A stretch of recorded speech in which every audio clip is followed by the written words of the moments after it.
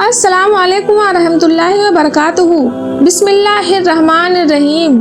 پیارے دوستوں، آج کی اس ویڈیو میں آپ کو بتاؤں گی یہودیوں کا پورا اتہاس کہ یہودی کون ہیں اور ان کا کیا مقصد ہے، اور یہودی مذہب کیسے شروع ہوا، اور یہودی مذہب آخر مسلمانوں سے کیا چاہتا ہے، اور ان یہودیوں نے اپنے سینے میں کون سا راز چھپایا ہے، اور یہودی لوگ کون سی پرانی نشانیوں کو آج بھی ڈھونڈتے رہتے ہیں۔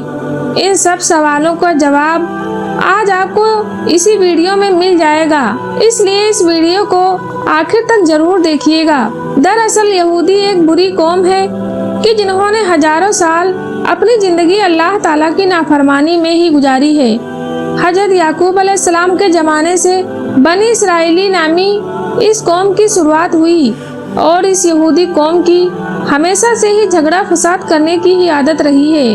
اللہ تعالیٰ نے بھی اس پر بہت بار لعنت فرمائی ہے، اور اس بنی اسرائیل کے دھوکے بازی کی پوری کہانی قرآن پاک میں بتائی گئی ہے، جس کے بعد اس قوم کو حکومت کے پد سے ہٹا دیا گیا، اور پھر اس کی جگہ حکومت کا پد مسلمانوں کو سونپ دیا گیا۔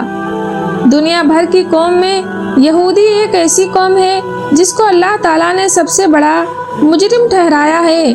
قرآن شریف کو غور سے سمجھنے پر یہودیوں کا جو جرم کھل کر سامنے آتا ہے، آج آپ کو اس ویڈیو میں خود بخود معلوم پڑ جائے گا۔ پیارے دوستوں، یہ قوم ہمیشہ وعدے کے خلاف کام کرتی تھی۔ آخرکار طور پہاڑ کو اٹھا کر ان کے سروں پر لٹکایا گیا، لیکن اس کے باوجود بھی ان کے وعدہ توڑنے کا سلسلہ چلتا رہا، اور وہ لوگ قرآن کی آیت کو بیچ کر اپنے گانے بجانے کا شوق پورا کرتے تھے، دوسروں کو نیکی کرنے کو کہتے تھے لیکن خود نہیں کرتے تھے۔ اور میرے پیارے دوستوں، ان کو فرعونیوں کے ظلم سے بچانے اور سمندر میں راستہ دیے جانے کے باوجود بھی یہ لوگ اللہ تعالیٰ کی نافرمانی کرتے رہے، اور جب حضرت موسیٰ علیہ السلام طور پہاڑ پر جا کر اللہ تعالیٰ سے بات چیت کرتے تو اس بیچ اس قوم کے لوگ بچڑے کی پوجا کرنے میں لگ جاتے۔ ان کی اس حرکت کو دیکھ کر اللہ تبارک تعالیٰ نے موسیٰ علیہ السلام کے ذریعے حکم دیا کہ گائے کو ذبح کرو، تو یہ سن کر لوگ حیران ہو گئے، اور ان لوگوں نے موسیٰ علیہ السلام سے کہا کہ آپ جائیے اور اللہ تعالیٰ کا صحیح حکم لے کر آئیے۔ اس طرح ان لوگوں نے 5 بار موسیٰ علیہ السلام کو طور پہاڑ پر بھیجا، صرف اسی لیے کیونکہ وہ لوگ گائے کو ذبح کرنے سے بچنا چاہتے تھے۔ وہ لوگ کھلے عام کہتے تھے کہ وہ اپنی آنکھوں سے دیکھے بغیر اللہ پر ایمان نہیں لائیں گے۔ دوستوں، اللہ تعالیٰ نے جب انہیں بغیر محنت کیے آسمان سے کھانا بھجوانا شروع کر دیا تو ان لوگوں نے ضد کر کے اس کو بند کروایا، اور انہوں نے حضرت موسیٰ علیہ السلام سے کہا کہ ان کے لیے کھانے پینے کی چیزوں کا انتظام، جیسے کہ اناج، سبزیاں، پھل وغیرہ زمین میں ہی اگا دیا جائے۔ دوستوں، ریگستان کی کڑک دھوپ سے بچنے کے لیے بھی اللہ تعالیٰ کی طرف سے ان پر بادلوں کا سایہ کیا گیا، لیکن اتنا سب کچھ ملنے کے باوجود یہ لوگ اللہ تعالیٰ کے سامنے نہیں جھکے۔ پھر اللہ تعالیٰ نے انہیں بستی میں داخل ہوتے وقت معافی مانگنے کا حکم دیا، حالانکہ اس حکم کو ماننے میں بھی کسی طرح کی کوئی پریشانی نہیں تھی، لیکن پتہ نہیں اس قوم نے کیوں اللہ تبارک تعالیٰ کا حکم نہیں مانا، جبکہ اللہ تعالیٰ نے اپنی رحمت سے اس بستی میں 12 قبیلوں کے لیے الگ الگ 12 پانی کے چشمے پیدا کر دیے، تاکہ ان لوگوں کے بیچ پانی کو لے کر کبھی جھگڑا نہ ہو۔ مگر اس احسان کے باوجود بھی وہ لوگ اللہ تعالیٰ کے تمام نبیوں کی برائی کرتے رہے، آسمان سے بھیجے گئے پیغمبروں کو قتل کرتے، اور انہیں پھانسی پر لٹکانے سے بھی باز نہیں آتے تھے، اور انہوں نے ہی حضرت یحییٰ علیہ السلام کو قتل کروا دیا تھا، اور حضرت عیسیٰ علیہ السلام کو صلیب پر لٹکانے کا پلان بھی انہی لوگوں نے بنایا تھا۔ لیکن اللہ تعالیٰ نے حضرت عیسیٰ علیہ السلام کو آسمان کی طرف اٹھا لیا تھا، اور انہی یہودیوں نے عیسیٰ علیہ السلام سمجھ کر ان کے جیسے ایک شخص کو سولی پر چڑھا دیا۔ یا کہتے تھے کہ پیغمبر صرف بنی اسرائیل کے لوگوں میں سے ہی ہو سکتا ہے، اسی لیے وہ بنی اسماعیل کے پیغمبر حضرت محمد صلی اللہ تعالیٰ علیہ وسلم پر ایمان نہیں لائے، اور حضرت جبرائیل علیہ السلام کو 1 نمبر کا دشمن مانتے تھے۔ اسی لیے क्योंकि हजरत जिब्राइल अलैहिस्सलाम वही के जरिए इन लोगों की प्लानिंग की खबर अल्लाह ताला के नबियों को दे देते थे। और यहूदी यहाँ तक कहते थे कि हजरत जिब्राइल अलैहिस्सलाम ने नबूवत के लिए किसी गलत इंसान को चुना है। माज अल्लाह है, अगर नबी करीम सल्लल्लाहु ताला अलैहि वसल्लम की मजलिस में इनके किसी आदमी के मुंह से सच्ची बात निकल भी जाती तो वो बाद में उन्हें बुरा भला कहते और बड़े दावे से इस कौम के लोग कहते थे अल्लाह ताला के हितैन की आग इनको कभी नहीं छुएगी।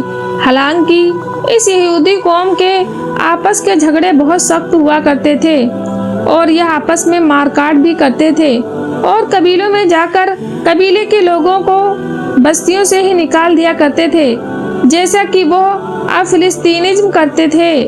और मदीने वालों से कहा करते थे कि इस नबी को आने दो, हम तुमसे निपट लेंगे।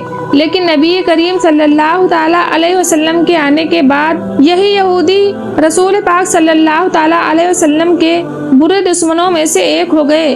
और तो और यह लोग जादू भी सीखते और सिखाते थे और इसी जादू से मियाँ बीवी के बीच झगड़े फसाद करवा देते थे और इस जादू को हजरत सुलेमान अलैहिस्सलाम से भी जोड़ देते थे। हालांकि कुरान पाक में मौजूद है कि हजरत सुलेमान अलैहिस्सलाम का दूर दूर तक जादू से कोई मतलब नहीं, कोई ताल्लुक नहीं।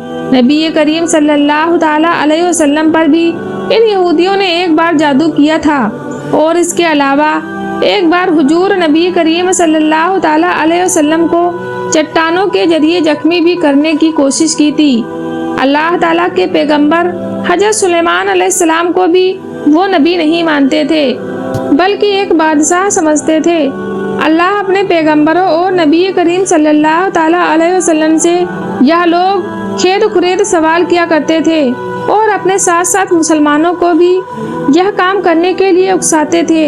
लोगों को सच्चाई के रास्ते से, हक के रास्ते से, अल्लाह ताला के रास्ते से रोकते थे और लोगों का माल नाजायज तरीके से खा जाते थे।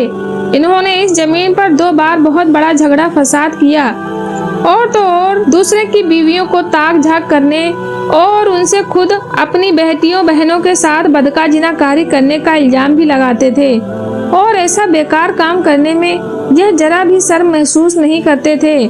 जब हजरत मूसा अलैहिस्सलाम ने यहूदियों को फिलिस्तीन के हुक्मरान के खिलाफ जंग करने का हुक्म दिया तो इन यहूदी कौम के लोगों ने ही कहा था कि ये मूसा हम वहाँ हरगिज नहीं जाएंगे, वहाँ पर आप जाइए और आपका रब जाए, हम नहीं जाएंगे, हम तो फिलहाल यहीं पर बैठे रहेंगे। इसका जिक्र सूरा मायदा के आयत नंबर 24 में मौजूद है। और इनमें से कुछ लोग ऐसे हैं जो कि किताब पढ़ते हैं और ज़बान का उलट फेर इसी तरह से करते हैं कि तुम समझो कि वो कुछ पढ़ रहे हैं, कि वो किताब की ही इबारत है। और यह सूरह अल इमरान की आयत नंबर 78 में मौजूद है। यहाँ तक कि इन यहूदियों की गुस्ताखी इतनी ज़्यादा थी कि वो यह भी कहते थे कि माज अल्लाह, अल्लाह फ़कीर है और हम अमीर हैं। नाउजु बिल्लाह, सूरह अल इमरान आयत नंबर 181। और नाउजु बिल्लाह यह कहते थे कि यह जानवर और यह खेत महफूज है, इन्हें सिर्फ वही लोग खा सकते हैं जिन्हें हम खिलाना चाहते हैं। कुरान मजीद की सूरह नाम आयत नंबर 138 में मौजूद है। और मेरे दोस्तों, इनमें से एक जमात यह कहती थी कि नबी करीम सल्लल्लाहु ताला अलैहि वसल्लम पर जो कुछ भी नाजिल हुआ है उस पर सुबह ईमान लाओ और शाम को इनकार कर दो। माज अल्लाह सूरह अल इमरान आयत नंबर 72 में मौजूद है। दोस्तों, एक जमाना था कि यह कौम अल्लाह ताला की सबसे पसंदीदा कौम थी, लेकिन इनके अपने घिनौने कामों की वजह से अल्लाह ताला ने इनको हुकूमत से हटा दिया।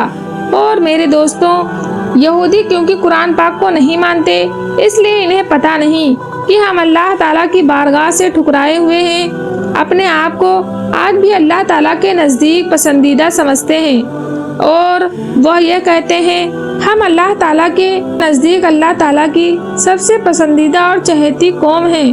और मेरे दोस्तों, अल्लाह ताला ने इस कौम को बहुत सारे इनाम से नवाजा है, उन्हीं में से एक ताबूत सकीना भी है। अगर यह वीडियो आपको पसंद आया है तो आप लोग इस वीडियो को लाइक करें और अपने दोस्तों में इस मालूमात को जरूर शेयर करें। अस्सलामु अलैकुम व रहमतुल्लाहि व बरकातुहू।